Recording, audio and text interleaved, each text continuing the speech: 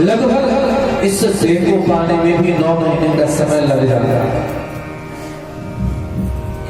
और मलमूत्र के बीच में रहने के कारण हम जीव जो परम शुद्ध होते हैं वह शुद्ध होने के बावजूद भी यहाँ आकर के अशुद्ध हो गए।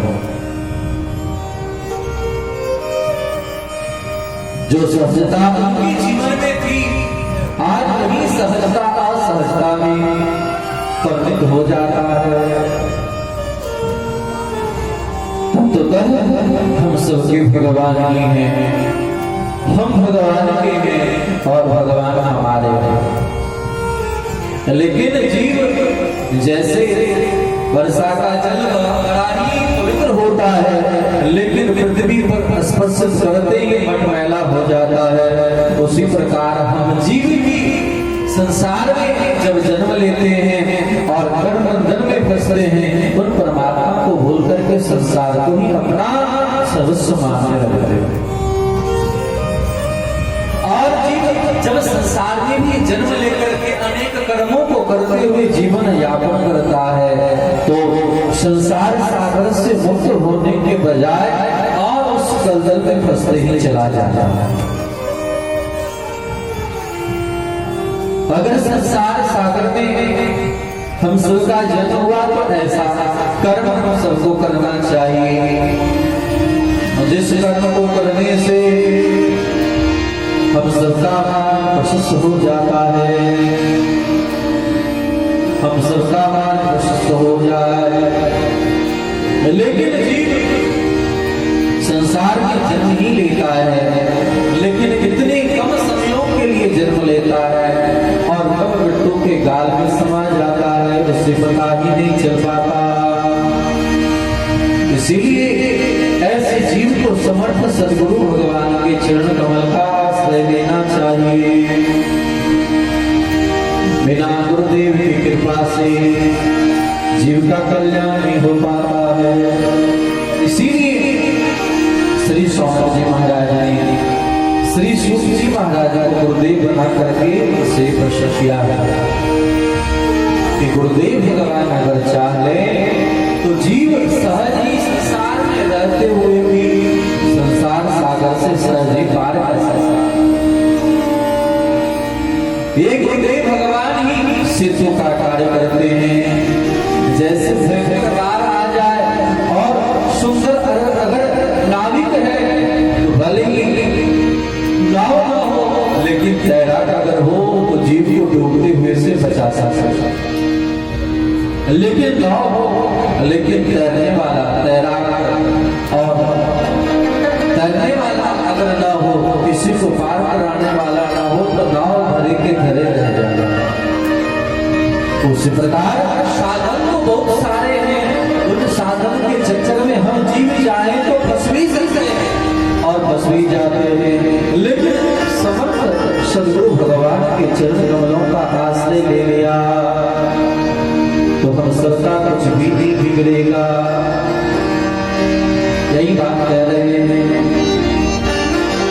चिंता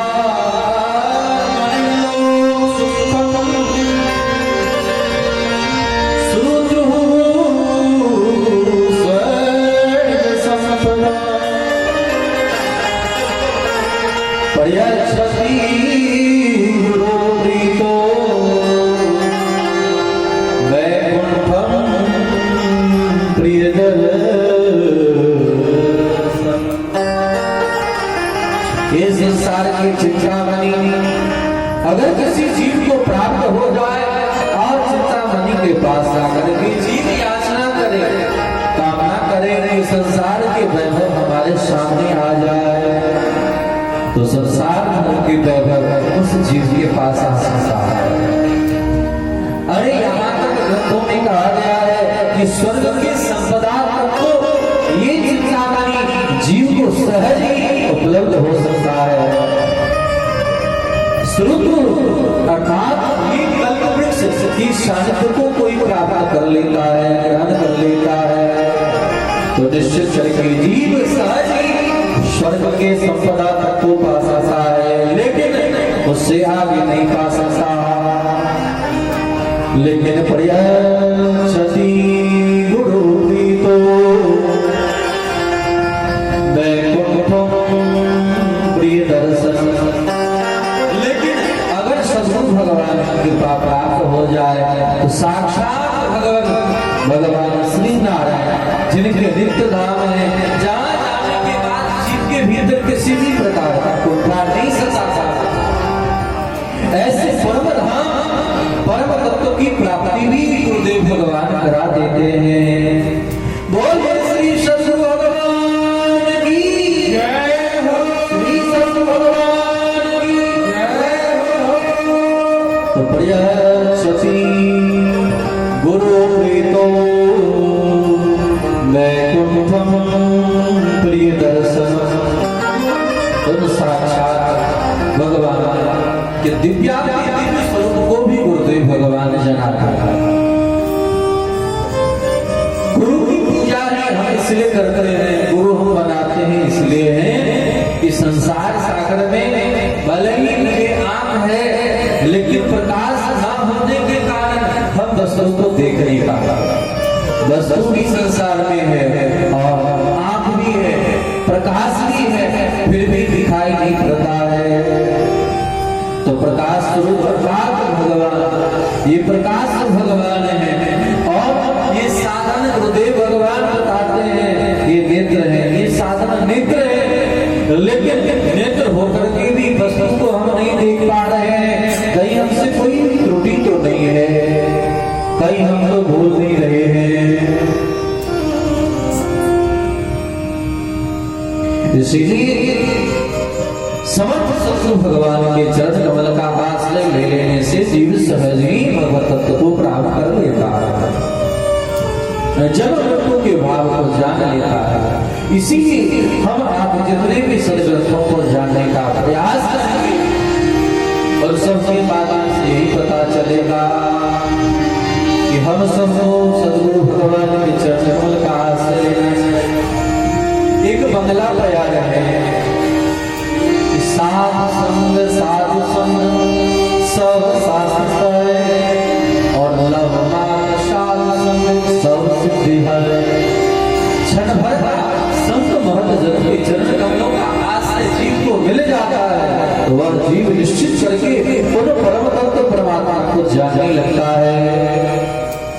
इसीलिए हम सबको गुरुदेव भगवान के चरण कमल का आश्रय लेना चाहिए। यहाँ श्री सूत जी महाराज ने ऐसे समर्थ गुरु के चरण कमल का आश्रय लिया है और जानने का प्रयास किया है कि भगवान किसे कहते हैं। हम सब भगवान की खूब आराधना करते हैं, पूजा पाठ करते हैं, लेकिन भगवान को जानने में ही भूल कर जाते हैं। आज भगवान अपने का समाज में होड़ बना हुआ है, अपने को भगवान मान रहा है। यह आज प्रारंभ नहीं हुआ, ये तो अनादि काल से चला आ रहा है। कभी हिरण्यकश्यप अपने को भगवान मानता था, कभी रावण अपने को भगवान मानने लगा और कभी कंस और राजा अपने को भगवान मानने लगा। लेकिन उस समय तो भगवान ही बनने की होड़ में था, आज तो घर घर में भगवान प्रकट हो रहा है। भगवान शब्द को अगर हम आप जान लें तो फिर भगवान बनने का होड़ नहीं। जो लोग भगवान भोलेनाथ की उपासना करते हैं, भगवान भोलेनाथ की नकल करते हैं, भगवान भोलेनाथ भांग खाते हैं, धतूरा खाते हैं, गांजा पीते हैं, भगवान भोलेनाथ के बारे में कहीं ऐसा शास्त्र में जिक्र नहीं है कि इस प्रकार की वस्तु ग्रहण करते हैं। लेकिन कुछ लोगों को लगता है कि ऐसा होता है तो भगवान भोलेनाथ ने विष भी पान किया, जरा पान करके देखो। भगवान भोलेनाथ गले में सरसों की माला धारण करते हैं, आप 2-4 सांप पकड़ के देखो। ये सांप कुछ और नहीं, ये सांप तो काल का है, प्रत्यक्ष काल है।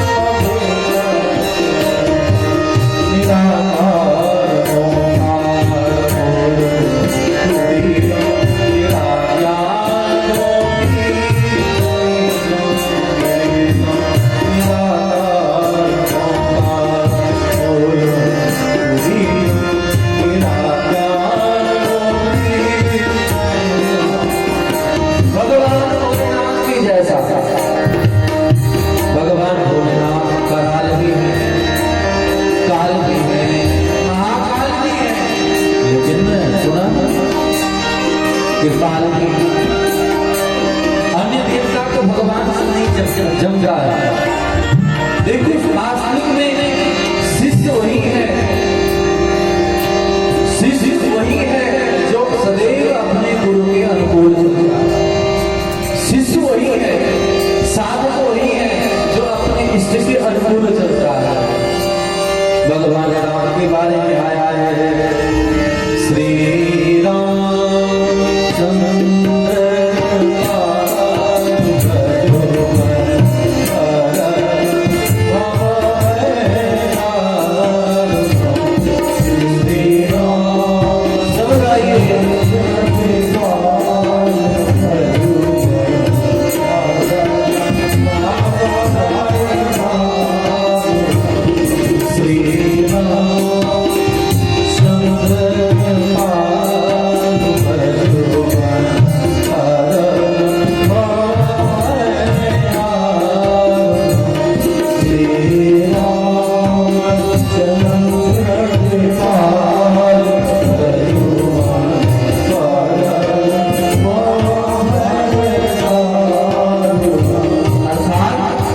श्री रामचंद्र कृपालु भजमान। भगवान राम किस रंग के हैं? श्याम रंग के हैं, और उनके नाम के साथ भी आया है कृपाल। और भगवान भोलेनाथ का रंग कैसा है? उनका रंग भी कैसा रंग है? भोलेनाथ का रंग कैसा है? कैसा है बताएं? भोलेनाथ का रंग कैसा है?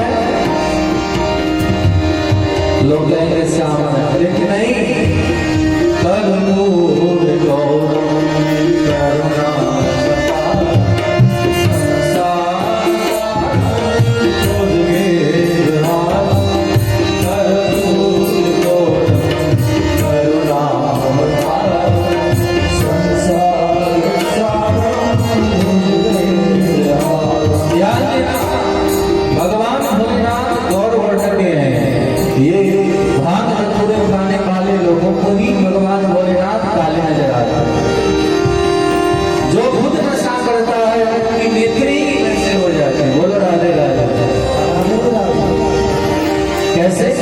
आपको भी मजा आ जाए।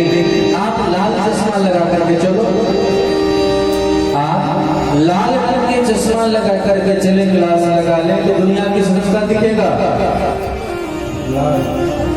और हरा रंग का अगर चश्मा लगा ले तो हरा दिखेगा, और काले रंग का चश्मा लगा ले तो काला दिखेगा। अब आपकी आंख में दोष है कि सामने वाले में दोष है। भगवान भोलेनाथ में दोष नहीं है। भगवान भोलेनाथ तो इतने कृपालु हैं कि जगत के कल्याण के ताई उन्होंने काल नाम के जहर को पान कर दिया, और जहर पान करना ही पड़ा तो गले से नीचे नहीं उतरने दिए, गले से ऊपर तक ही रखे, इसलिए उनका सिर्फ गला नीला, इसलिए उनका एक नाम है नीलकंठ।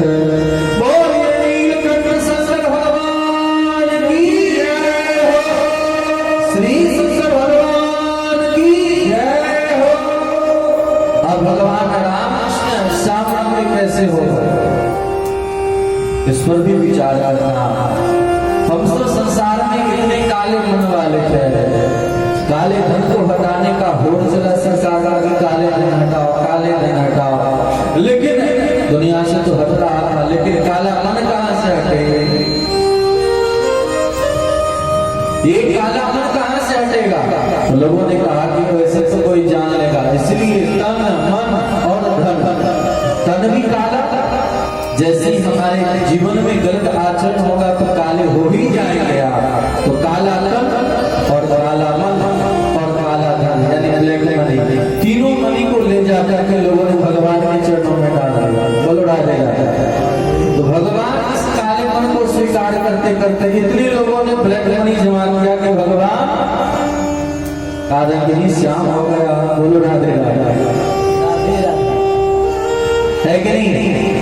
भगवान के पास आज धर्म में जितने भी लोग अधर्म करते हैं। अब कोई रास्ता जब सोचता नहीं है तो सोचते हैं कि हम जाकर के झूठ सांस से भगवान को ही यार भगवान को ही।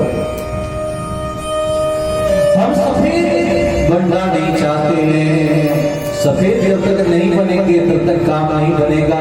इसीलिए भगवान आगे आया है कि हम अगर कभी ब्लैक बनेंगे, कुछ गलत करना नहीं पड़े, जगत के कल्याण के पाए ऐसे नहीं।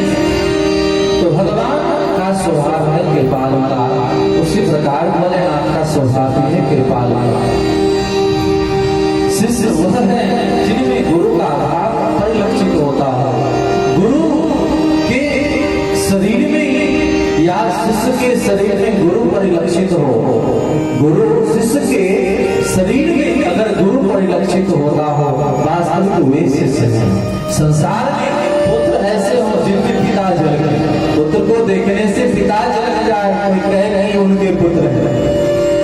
उसी ढंग से हम भगवत भक्त हैं, भगवान जैसा स्वभाव हमारे जीवन में उतर जाए। भगवान का स्वभाव क्या है, भगवान कैसे है, उनका हम लोग परिचय ग्रहण करते हैं। सच्चिदानंद रूपाय विश्व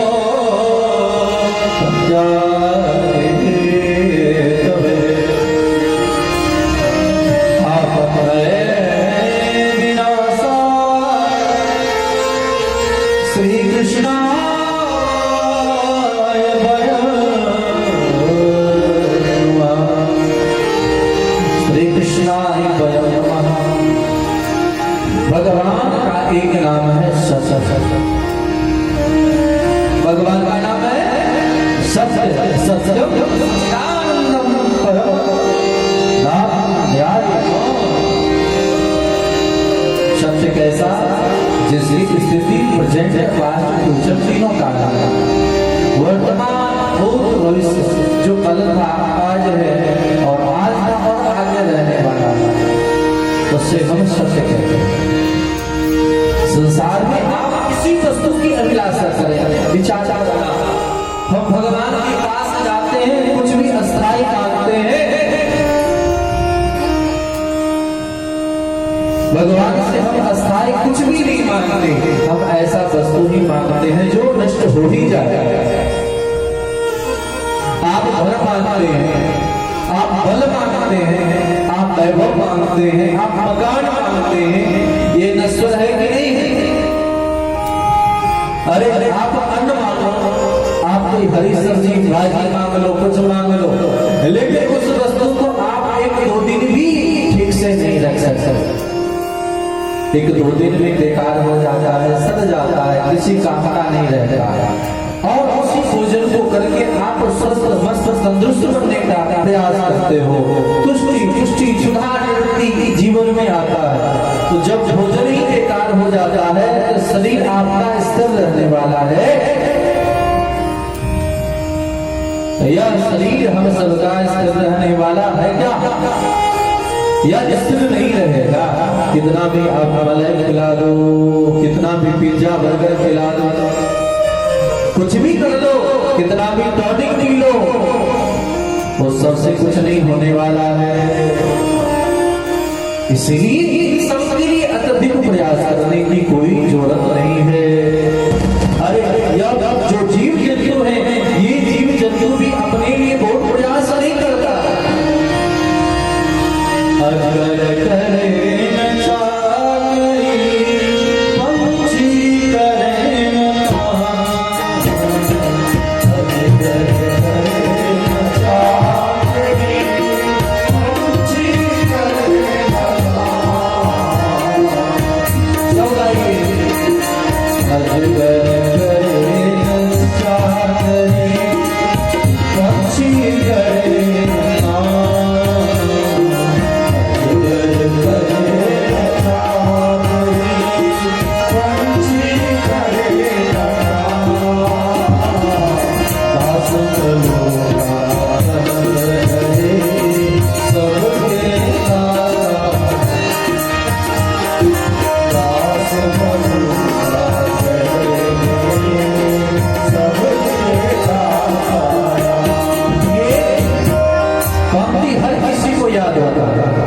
को याद है जरा हाथ उठाएंगे?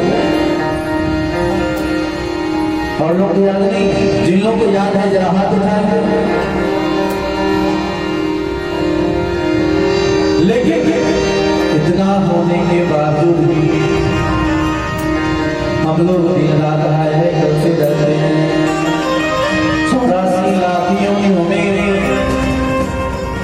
84 लाख योनियों में केवल मनुष्य ही श्रम करता है और मेहनत करता है, बाकी तो सब बैठ बैठ के खाता है।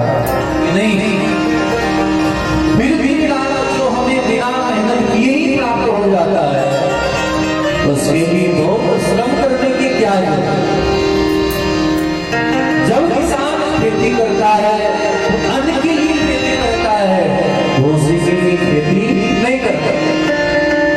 भूसी के लिए करता है, लेकिन भूसी उसे फ्री में प्राप्त होता है। खेती करता है अन्न के लिए, लेकिन भूसी फ्री में प्राप्त होता है। उसी प्रकार सबका जो भी कर्म हो, जो भी कार्य हो, वह सब सारे जगत के कल्याण के लिए हो, उनके लिए हो। यह